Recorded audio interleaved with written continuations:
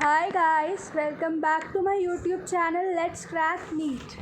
In today's video, I'll be teaching you Law of Conservation of Momentum, which is a topic of class 9th physics chapter number 9.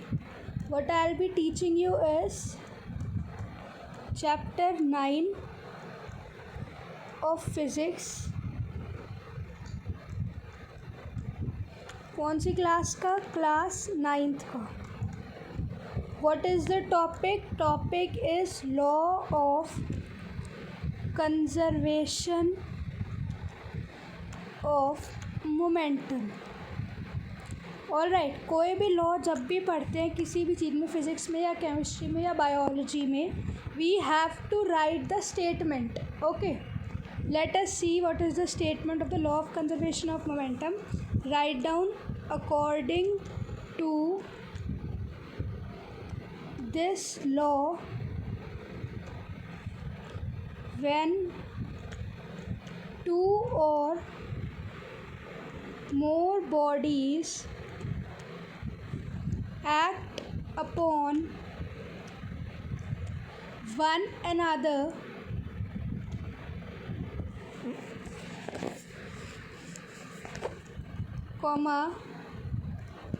then total momentum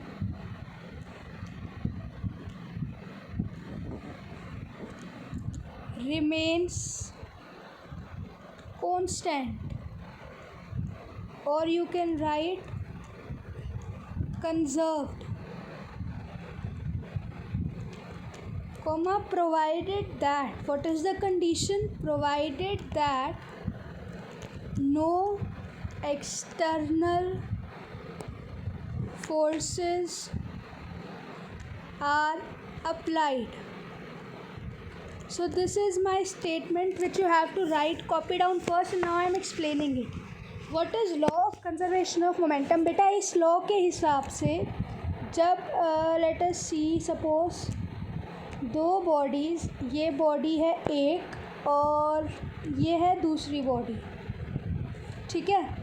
So whenever two bodies they act upon one another, ये वाली body act कर रही है इसके ऊपर और ये वाली बॉडी एक्ट कर रही है इसके ऊपर. मान लो this is body A, this is body B. Body A act कर रही है बी के ऊपर, यानी बॉडी ए अपना फोर्स लगा रही है बी के ऊपर और बॉडी बी अपना फोर्स लगा रही है ए के ऊपर. तो जो टोटल मोमेंटम निकलेगा हमारा वो कांस्टेंट आएगा, ठीक है. टोटल मोमेंटम कांस्टेंट आएगा, लेकिन कब आएगा? जब इसके ऊपर कोई एक्सटर्नल फोर्स नहीं लगाएंगे, मतलब हम फोर्स नहीं लगाएंगे, सिर्फ ये बॉडीज़ एक दूसरे के ऊपर फोर्स लगाएंगी, ठीक है. So this is what you have to remember. When two bodies act upon one another, then total momentum remains constant और कंजर्व, प्रोवाइडेड कि external forces are not acting या no external forces acting. So this is the statement. Now what is the derivation? इसकी derivation is बेटा very important. Derivation. See, you will have to write whatever I am saying or whatever I am writing here. Let us consider.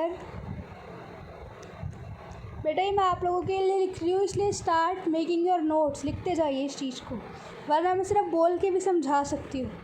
Let us consider two bodies are moving in same direction but with different velocities.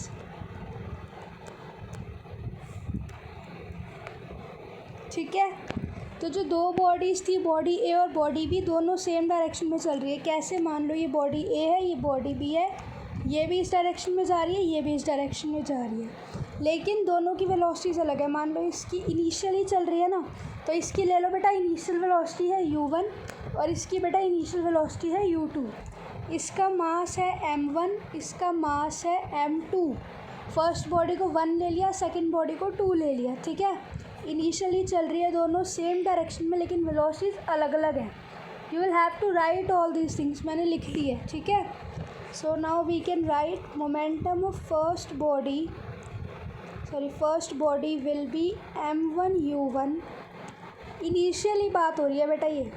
Momentum of second body will be m2u2। ठीक है बेटा। So total momentum कौन सा, initial वाला, ये क्या होएगा p1 plus p2।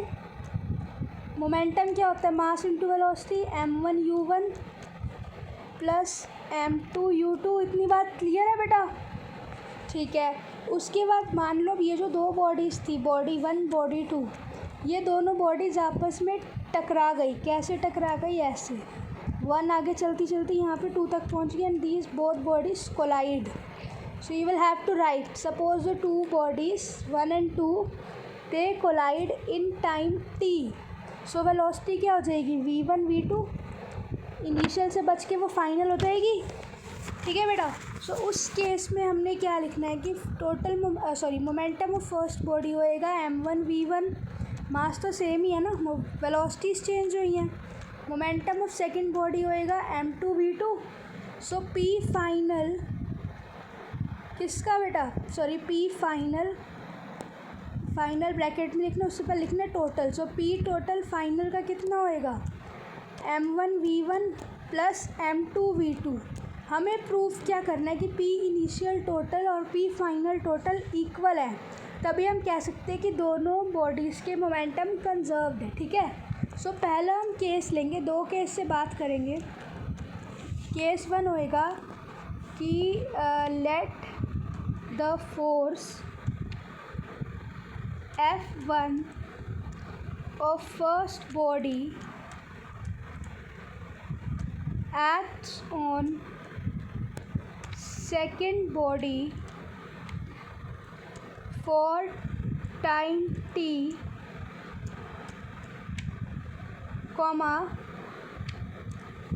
Velocity of car क्या हो जाएगी फिर, velocity of the second body बेटा, velocity of second body will change from u2 to v2। तो एक्सेलरेशन हमें पता है क्या होता है, v minus u by T, right. So acceleration इसका कितना होएगा सेकेंड बॉडी का, v2 माइनस u2 बाई 2। ठीक है। अब हमें पता है कि देखो फोर्स लगा रही है पहली बॉडी, दूसरे पर लगा रही है। हमें पता है फोर्स क्या होता है, मास इंटू एक्सेलरेशन। दूसरी बॉडी पे लगा रही है तो उसका मास इंटू उसकी acceleration, v2 minus u2 by T. इसी तरह से सेकंड केस लेना, आपको डिटेल में लिखना है कि सेकंड बॉडी फोर्स लगाएगी फर्स्ट पे, तो उसका मास और उसकी एक्सेलरेशन। इसके बाद हम लोगों को पता है कि according to Newton's third law of motion, according to third law of motion, action equals negative of reaction. तो फोर्स 1 का नेगेटिव ऑफ फोर्स 2 के इक्वल होएगा, या फोर्स 2 का नेगेटिव ऑफ फोर्स 1 के इक्वल होएगा। फोर्स 1 का कितना है, m2 into a1 minus v1 minus u1 by T, v1 minus u1 by T. और फोर्स सेकेंड का कितना है, m1 into v2 minus u2 by T. T से टी कैंसिल बेटा, मल्टीप्लाई कर दो अंदर m2 को। So m2 v1 minus m2 u1 equals to m1 v2 minus m1 u2। इन सब टर्म्स को आप रीअरेंज करोगे, यू विल गेट समथिंग कि m1